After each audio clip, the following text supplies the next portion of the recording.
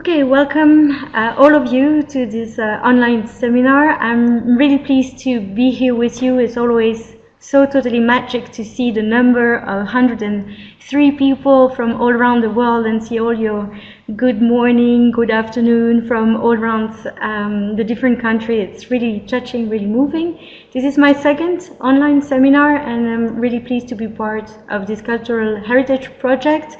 I'm Laurence Bragard. I'm part of the learning team at the House of European History, which is a new museum. It was launched in May 2017. It's a project from the European Parliament.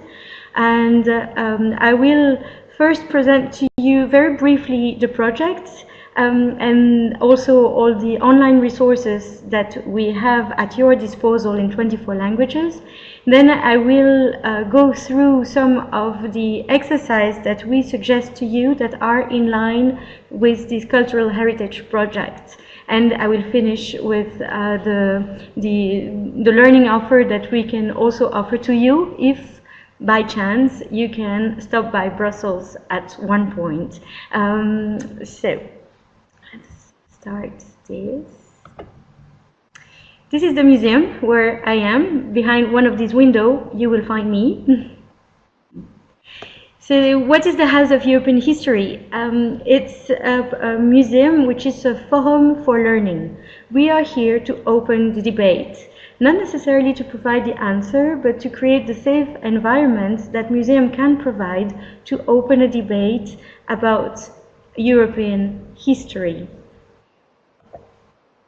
The narrative, it's not a summation of national history. If you come to the House of European History, you will not find the history of Belgium next to the history of Romania, next to the history of Spain. It's a transnational approach. So to do this, our curators, my colleague curators, they established 3 rules to identify phenomena which are originally European, that have spread all over Europe and that are still relevant today. That's what you will find in the museum. The interpretation that we do here goes through the tablet because we are a project from the European Parliament. We must work in the 24 languages, which are the 24 official languages of European Union. To do this, you go around the museum, around the permanent exhibition with the tablet.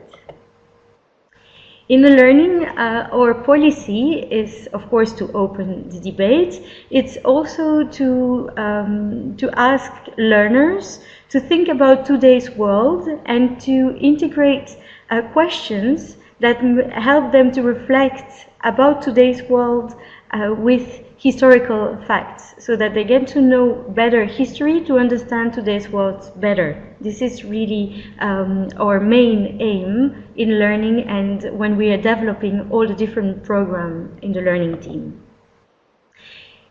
The museum goes, we have one floor which is about what is Europe, and then we have a chronological approach from the French Revolution up until today.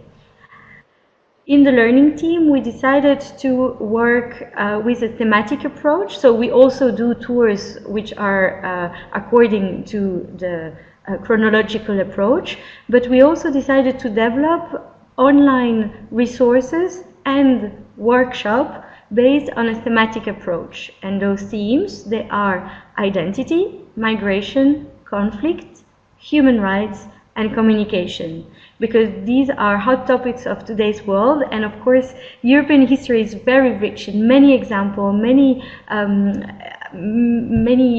facts that we can use to understand today's world thanks to the history. So we developed online learning resources that are available to all of you in 24 languages on the website of the House of European History. In total, it's quite huge. It's 262 pages, 5 themes, 15 activities per themes. Each resource is includes 3 sections, And the sections that have teacher's notes, those are for you, so that you can see what the exercise is about, what your students will learn when they do this kind of exercise. You will also find the resources in high resolutions, also video clips. The video clips are in, of course, one language, but you will find the translation in your language in a written document. And these resources have been developed internally at the House of European History by our international team of educators. It makes it a bit unique because I've been working for a long time in museums, but you always work, well, I'm from Belgium, so I always worked with Belgian colleagues. But here, since I joined this team 3 years and a half ago, I've had the possibility to work with educators, but from all around Europe. Meaning that when we develop those online resources, we bring much more different point of view, and we gather resources and example from North, South, East, Western Europe, and that makes, in my view, those online resources quite unique because of this gathering of contributors. Where you can find them, where you should go to www.historia/europa.ep.eu. Then you should go to Discover section, Educators and Teachers, Activities for your classroom. That's where you will find all of them. So to go quickly, because it's not the theme, today's theme, but I wanted to introduce each resource in general so that you know what you can find there. You have one resource about conflict, and the 3 sections are how do conflicts develop, second, the human cost of conflict, and third, what does it take to make peace. The resource about human rights has 3 sections as well. The first one is my rights, the second, your rights, and the third, rights in action. The third online resources is about migration. Section 1, why is migration such a hot topic of the 21st century? Second, experiencing migration, a person at the heart of every story. Third, media reporting on migrant and migration. Then you have the online resources about communication. Section 1, how is the information age changing our world and lives? Second, information technologies as tools of empowerment. Third, information technology as tools of manipulation and control. And the last one is about identity. Section 1, what's my identity? Section 2, how are identities formed and maintained? Section 3, we and the others, how identity includes and excludes. I'm going for today's seminar about how to create a cultural heritage project to develop more in depth the online resources about identity, and especially I took the exercise today from the section 2, how are identities formed and maintained. I hope that in the future, eTwinnings, we will continue our collaboration, and I will present to you some other sections depending on the theme that we have. Off we go. So the first group activity that I wanted to present to you today. By the way, at the end of the seminar, I will leave some time so that you can ask some questions if you need any further information, so keep them in your mind for the end of the seminar. So the first activity, inscribing memory in the landscape identity. So for this, well, in the cultural heritage, if you create a cultural heritage, it is interesting to ask your students what cultural heritage means to them. And you will get different examples. Maybe they will think of monuments, because in public sphere, we do have a lot of public monuments who are linked with a memory and a historical memory, a phenomena. And this exercise is to make students think about those buildings, and if the students agree that it's a good thing to have those monuments, if they understand the meaning, if they know what the building represents, if they ever stopped by this public building to get more information. Is it easy to get those information when you just look at the building, or do you need mediation? So in their opinion, do they think that the building is a good thing? Does it succeed? And also, if there would be the architects in charge to make a new building linked to a memory, and in this exercise we asked them to see if they were making their own slave trade memorial, what kind of shape would they give to this building? How would it look like? And what kind of mediation would there in store around that building to make sure that people passing by do stop, do get the message? So that's the first exercise, and the resource, it's resource number 5. You will find that on our website. I just copy-pasted here in the slides to show them to you. We took slave memorial from different cities, from New York City, from France in Nantes, but also from Amsterdam and from Benin as well. So these are the ones that we give you as an example. Of course, the aim of these online resources is to give you a toolbox so that you can adapt this exercise to the city where you are from, to the country where you are from, and ask your students to think about the landscape that surround them.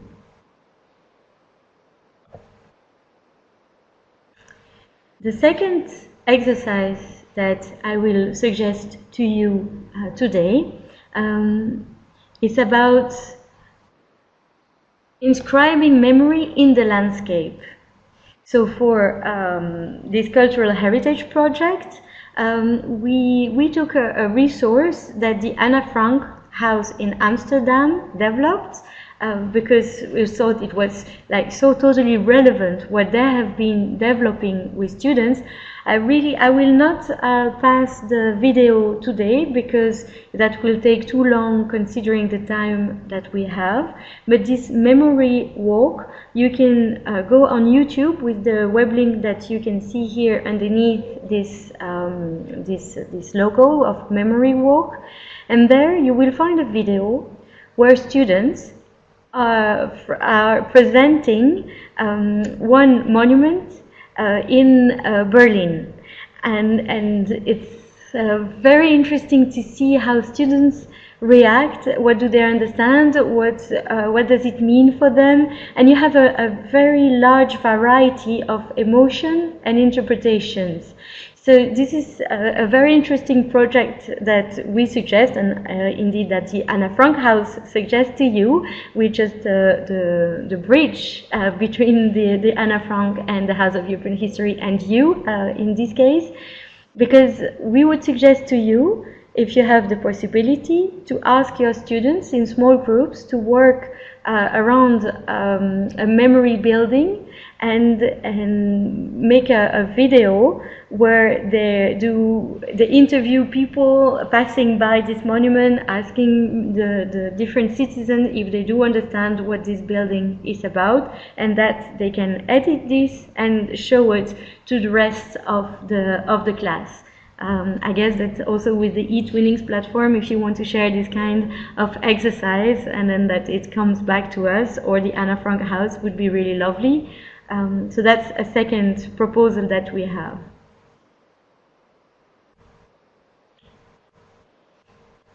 We have another exercise, which is creating and preserving identities, the role of museum and school textbook.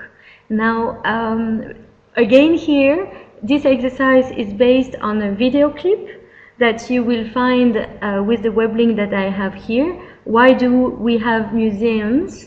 And this video clip, again, it's like around 10 minutes, something like that, in English. So you will find the transcription in the 24 languages on the website of the House of European History. And this video clip, well, of course, the House of European History, well, it's a museum. And as a museum, we do talk about history, and this European history, of course, has a link with identity. So museum, is it neutral, is it not? And this video explains the function of museum since the beginning, when museums were launched in the antiquity, up until today, and the evolution. It's a very dynamic, very kids-friendly video clips that I really do recommend all of you to go and watch it, take the time to play it for you. And I believe it's a good tool with your students from 10 to 18 years old, because it will really make them think about the role of museum. We use this and we ask students, and we ask you eventually to ask your students, consider the following: museum as place that tell us about the past, museum as place that store and display ancient artifacts and of nations and people, museum as place of knowledge, museum as place that educate young and old. It's also interesting, and at the end of this video you have a reflection: our museum open and inclusive for all, museum for all. Now in the video clip you will see that they say that, of course, pay rates and tickets at the entry of a museum may be a barrier to have everybody included. This is one of the reasons, and also because it's a project from the European Parliament, but the House of European History is totally free. So when you enter the museum, it's no charge, but also for guided tours or for workshops, it's totally free, because it's a place for citizens. So it's for this reason, the House of European History really has as a mission to remain a place of inclusion and a place for all. But it's also interesting to with your students, even if you don't come to the house in Brussels, to make them think about the history museum that do reflect the cultural heritage in your country and in your city, and then asking your students to go to this museum and to put this video in parallel of what they will discover in those museums. And I think this would be a very nice project. You can also organize, send different groups to different museums, and then they all gather and they present the museum that they've seen, and then they can start a little debate among the different groups to check if those museums were a place of inclusion or not. Is everybody represented? Every social, the sociology of your country, and what if you are a tourist coming to this museum? Is it tourist friendly or other people friendly? Voilà. So it's also those questions that are relevant for this project. We have another exercise to suggest to you, always coming from these identity online resources, and it's the politics of memory. This is linked with the resource number 6, and we ask students to analyze different quotes linked to the centenary of World War I. So this is really based on analyzing resources and asking students to see how do these statements link the past to the present, which of the 4 statements is conveying a notably different message, what makes this message different in purpose from the other 3. So you can, and I will show them to you, that's the different quotes that you have.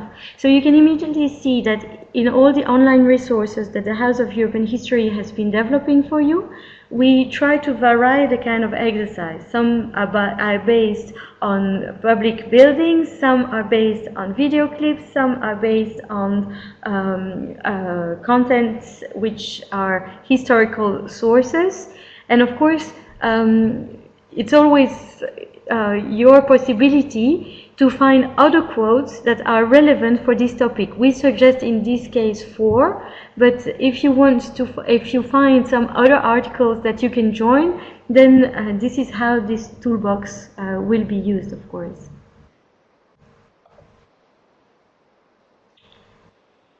There is another activity. Why does the destruction of heritage represent an attack on identity? And I think for the Cultural Heritage Project, it's also important to give this message that sometimes cultural heritage can be destroyed. It can be an attack, and an attack. Why those sites can be turned down? Why do people take them away? So I will go. The example that we took for you is one in the city of near the city of Mosul in Iraq, and the second example is taken in Ukraine. And again, like you can play the 2 video clips, you can multiply the example as well with other example, and the questions that you will ask your students say, what might be the intentions of the people behind such destruction? What are the reaction of people witnessing the destructions? What might be, the object and buildings being destroyed represent or mean for opposing groups? So this is again a very interesting fact of the cultural heritage. Just to mention, we also treat this in the museum in the narrative of the permanent exhibition, in a section called Memory, and we have a book that's been burned in a library, and why this book was burned. So we have really tried, when we developed the online resources, to create links between the content of the exhibition and what we could suggest to you, who will not necessarily have the opportunity to come to Brussels, but who you have the opportunity to use our website from all around the world, so that you can see the policy of the house.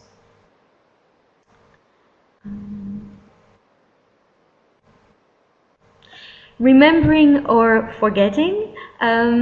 The saying "never forget." Of course, this is always very interesting for us to use this "never forget" and analyze if the act of remembering is different or not for people that have first-hand experience, or those who don't have this first-hand experience with the traumatic event. So for this example, for this exercise, you will find 2 different testimonies. One from 2 survivors from the Srebrenica genocide in '95, and one from the Rwandan genocide in '94. And the 2 testimonies are totally different. They have totally different way to cope with their memory, and it's the contrast between the 2 resources that makes the exercise interesting. So this is also a very interesting exercise for students to realize that remembering or forgetting. So then what do you choose to have in your cultural heritage? Like, do you choose to remember or not? Does it depend from the time, from the period of time you are living in? And this is also something that we do have a lot in the permanent exhibition. For example, at the end of the Second World War, we have 2 quotes, one from Churchill in '46 and one from Elie Wiesel in the '80s. Churchill is saying that we should turn the page and forget, and Elie Wiesel, but in the '80s, says that remembering is crucial. But of course, time passed. So it's again this echo and making students realize that there is maybe a time to forget and move on, but there is also, as a very important procedure, time to remember and to share. And this is a discussion that this exercise is trying to spark in your classroom.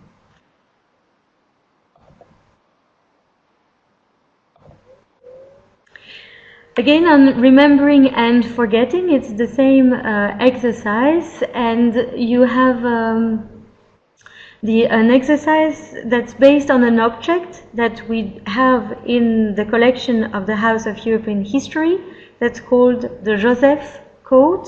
I'll show it to you. That's the Joseph Code. It's been made by Ritula Frankel and her husband, Nicolas Morris. It's a couple, they are artists. And Ritula Frankel, her father, is a camp survivor. So she decided when she was grown up, so she was in the 40s, to take a coat from her father and to sew on and to print on the coat of her father images, objects, X-rays that represent how he survived after the camp and what did he do with his life. So all the pictures on the left-hand side of this code, they are linked to the career as an engineer that her father did after the war. On the right-hand side, it's the life that he had, and he married, and then he had children. At the back of the code, you cannot see it from here, but you have only one image about the family of Joseph, because the whole family died in the camp. The story says that Joseph Frankel, he registered voluntarily to the camp, and he was thinking that he was saving his whole family. Then when he got out of the camp, he realized that all his family had been killed during the war in the camp. And what we ask your students is to understand why this artist thought it was important to make this work of art, and what is her intention. Also, like we exhibit this work of art at the House of European History. Why do we do this? And what's the objective of this? Well, in this case, it's of course to tackle and to ask people to remember the Shoah, the Holocaust. So they analyze the object. The students can analyze the object and understand why this work of art has been made. It's also for the story. Joseph was also a story in the Bible. He was the son of Israel, and his brother were very jealous of him. So the brother, they killed a goat, and they took Joseph's coat and they put it in the blood of the goat, and they gave this coat to Israel, and Israel saw that his son was dead, and Joseph had to migrate. So it's a story of betrayal, exactly like Joseph Frankel was betrayed because he thought that by going to the camp he would save his family, and then he realized all his family had died in the camp. It's a story of migration, the same way that Joseph, the son of Israel, has to migrate and go away from his family. Joseph Frankel had to migrate, and then he finally lived his life in Germany. It's a story of forgiveness in the Bible, because Joseph forgives his brother for what he's done to him, the same way that Ritula Frankel, so the daughter of Joseph, gives a testimony that her father, to survive, still believed in mankind. So it's an object that's very powerful, and you can also use this as a starting point to ask, but this is a rather delicate exercise. So I wouldn't recommend to do it with every classroom and with every student, but of course every teacher, you always know what's good for a group or not. The same way that I wouldn't do this with every group coming visiting us in Brussels, but for some classroom it might be interesting to ask them if they have memory in the family that they would like to collect pictures to show them to the other classmates. Of course, you immediately understand the sensibility of this exercise, so make sure you know your students before you suggest it. But it's a nice way, like pictures and printed pictures, because we are this digital age when you don't have a lot of printed pictures, so it brings this also historical dimension, and it's a way to remember a family event, and it can be a nice origin to launch a cultural heritage project. Why do you want to remember this family event, and is this family event linked to history event, which one, and how does it connect? So this is another suggestion for you. So we are back to the workshop offer that we suggest here at the house. So in Brussels, if you have the possibility to come, those workshops are free and mediated by professional for primary or secondary school, so 6 to 12 or 12 to 18. We call them out of the display case because we use historical objects, but for the learning team, so they've been purchased under some certain criteria, including robustness, for example, and we display them on a table, and students can look at them, and we ask questions about this object. For information, what this student has in his hand is called a stereoscope, and it's the ancestor of the 3D.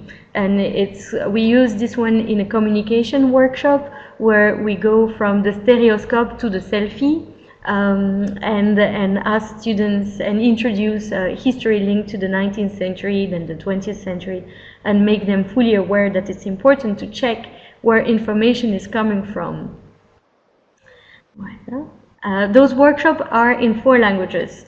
Everything that we provide in the museum is provided in 4 languages, so the activity sheets or the workshops or the guided tour are in 4 languages. The website is in 24 with the online resources in 24. Coming to the museum with your class, well, that's the website that I indicated before, and you can click on this workshop logo. If you come with your family, the 6 to 10 years old, we have 500 meters square of hands-on family activities located on all the different floors of the museum. We suggest to children to transform themselves in time traveler, and they go through the museum with the little hat, with the little booklet, and they can spin a wheel of fortune. They land on a history character. They get to know this character better. Then they can dress up like this character and have a picture of them taken like that. Why do we do that? Well, to create empathy and interest for history. You can follow us. Never hesitate to go on Twitter, Facebook, YouTube, TripAdvisor, so that you can know what we are launching, what kind of programs we are activating. So never hesitate to. We are a young institution, so come and follow us. The opening hour, in case you want to come, it's open 7 days a week, except on Monday morning. And you have here all the information, holidays, and closing time. And voilà. So that's me talking to you. I could sometimes see some information passing by, but not all of them, because I was rather concentrated on the content. So maybe I see if you want to moderate some questions. I'm here for you. Thank you so much for your interesting presentation and showing for all the resources. I saw there were a lot of comments and coming from the participants, and people got really excited about it.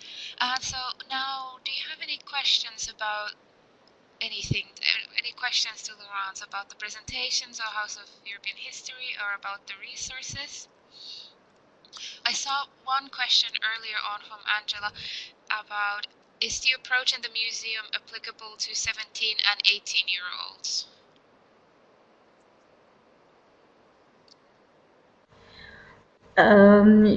Through the online resources? Online resources or in the museum. So if you want to bring your students there, who are a little bit older. Yes, of course. Okay, so the people who are working in the learning team, we are all museum professionals, so we used to adapt our content when students are coming to the museum. We start with 8 years old up to 109 years old. So if you come with 17, 18 years old students, we will do a workshop or guided tours depending on your request, but we do that on an everyday basis, and we adapt the content to the group. So how do we do that? We always start the tours with a couple of questions to the teacher first. What do they have in mind? What do they expect? But also to the students, so that we can see the level of knowledge that they have. As you know, like a group of 17 years old from one school can be so totally different from another group, and even inside one same school you have differences of knowledge. So depending on that, we adapt. But yes, definitely we do provide tours, and the online resources, I would say that they are more developed for the 14, 18 years old, but we've had very nice and constructive comments from the 6 to 14 years old teacher who said that they did use the online resources as a source of inspiration to adapt them. Also, the more creative exercise that's in the online.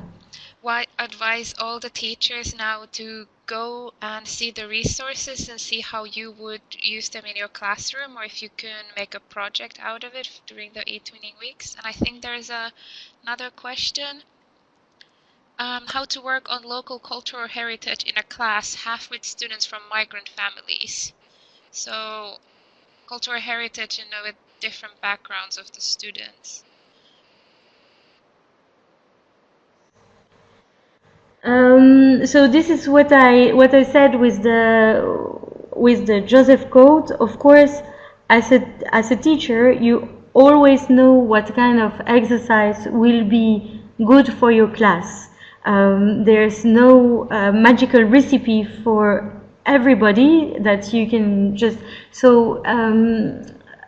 But we had the experience here at the house. We did some also some collecting campaign with Europeana on migration, and we had a class with students from migration and not from migration.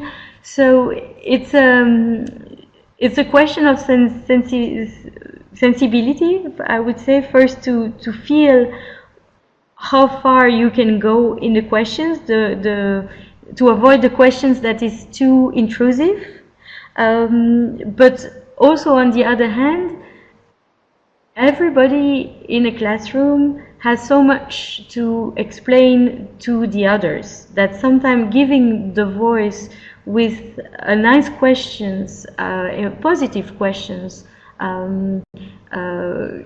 that's based on where you're from. And if for example you have children and you ask them, or students, and you ask them if they know a history building, a memory building in one of the city where they have been, and if they can talk about that to the rest of the group, you might be surprised with the kind of presentation that you will get. Because some students that are coming from migration will maybe take example from their home city or from the city where they're just in today, and you give them the freedom to choose the memory building that they want to talk about, and you don't impose. And I think it is in the freedom of choice that you will make them the happier, because they will want to share this with the others. If they're not ready to talk about the home country, they will talk about the host country. And this way you can avoid putting them not on ease. So I would, yes, use tolerance and respect and freedom of speech in this. I don't know if I answered properly because it's such a complex matter, but I hope this is helpful. Any other questions for Laurence? Thank you so much for going through. Okay, there's a longer one. Is it possible to consider a lesson in the museum part of an Erasmus project?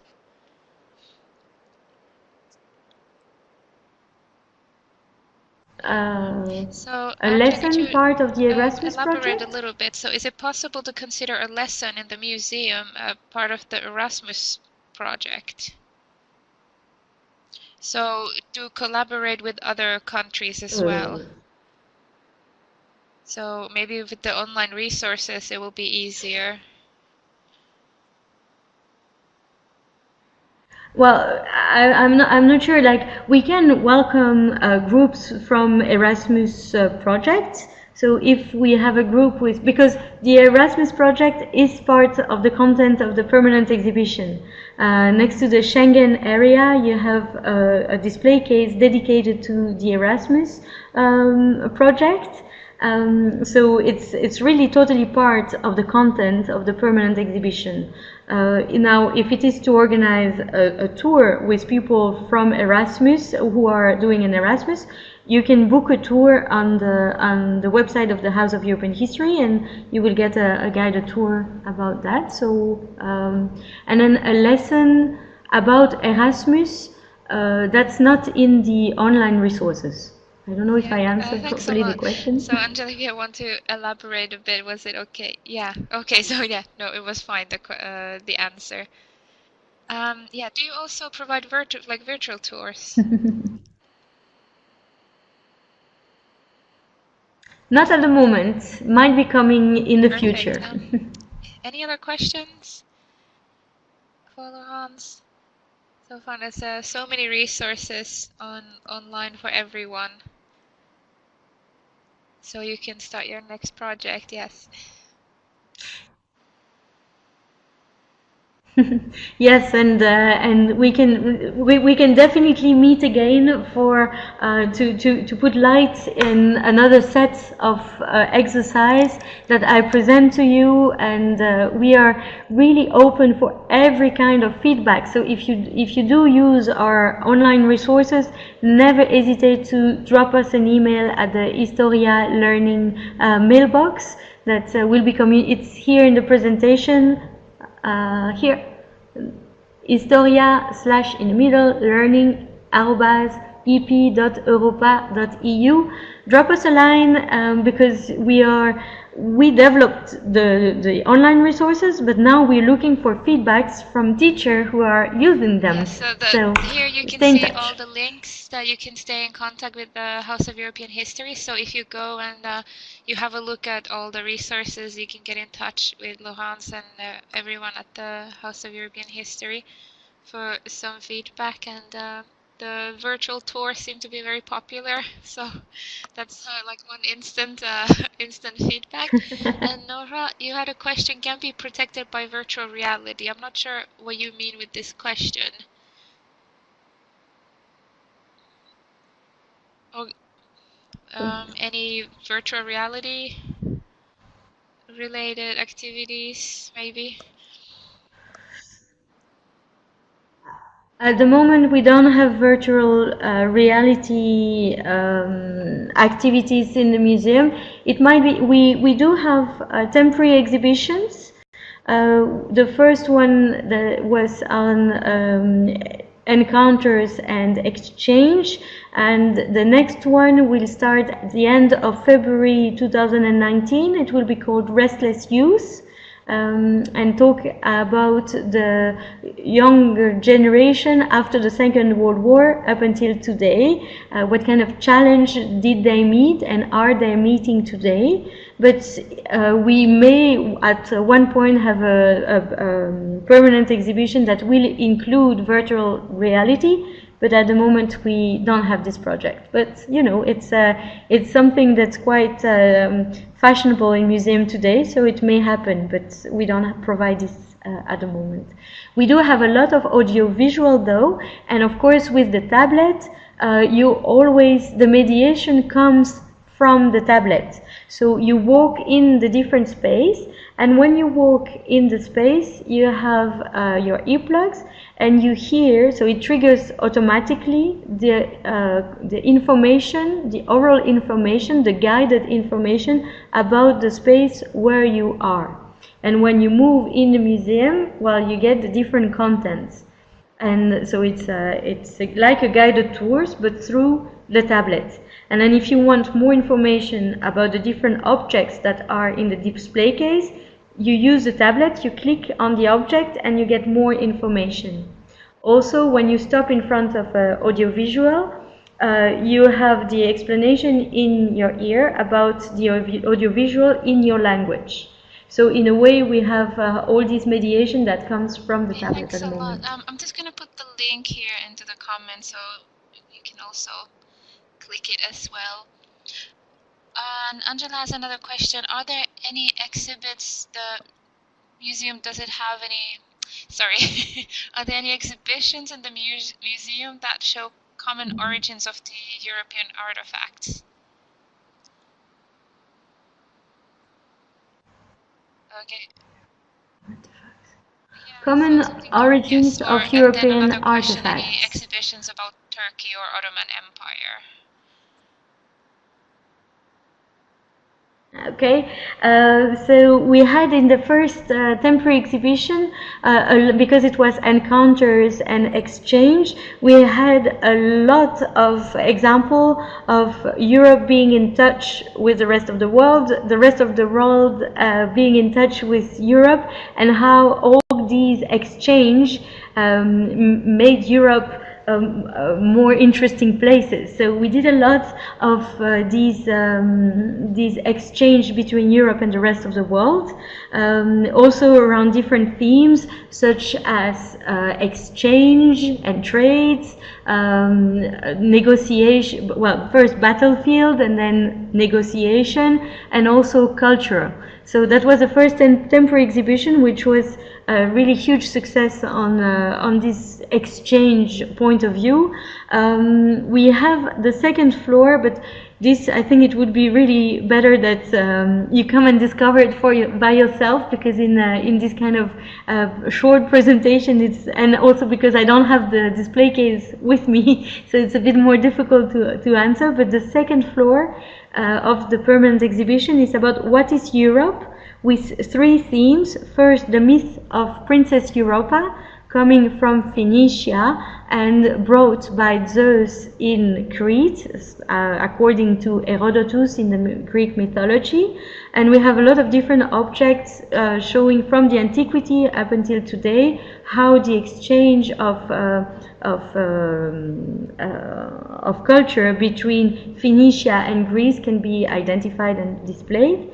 We have on this floor also a lot of maps from antiquity up until today that show how well, the representation of Europe through maps has changed through times and according to the different knowledges, but also the political messages that a map, a 2D map, is conveying to the public.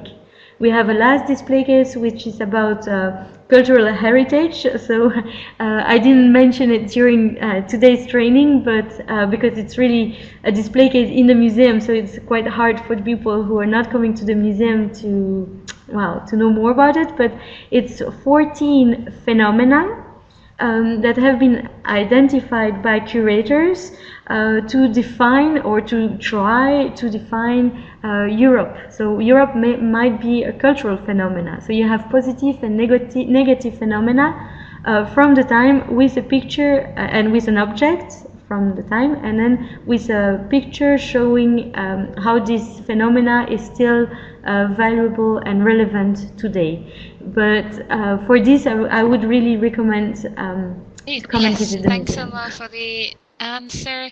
And any other last questions? We can take maybe one more question. And Marisa says that she's sure she can spend quite a few hours in the museum. I can imagine. And also on the website looking at the resources. So, Yeah.